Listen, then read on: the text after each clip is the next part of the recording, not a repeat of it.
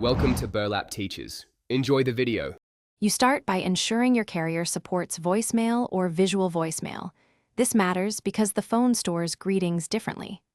Once done, unlock your iPhone and open the phone app, then tap the voicemail tab so you're in the right place. If you see Setup Now, create a secure voicemail password first. This enables saving custom greetings. Make sure you have quiet surroundings for recording.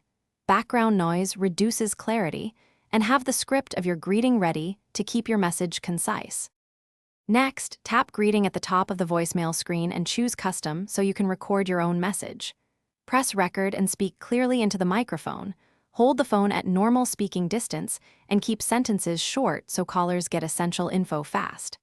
After recording, use Preview to listen. This step matters because you might need a retake to fix tone or mistakes. When you're satisfied, tap Save to overwrite the existing greeting, and then test by calling your number from another phone. Finally, verify the result by calling your number from a different phone so you hear the active greeting and confirm audio quality. This checks both recording and saving.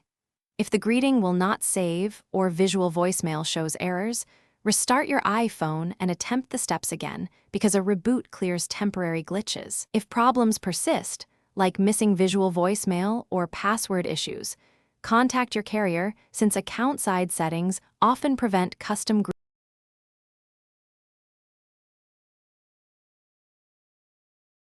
Thanks for watching. Consider subscribing if this video helped you.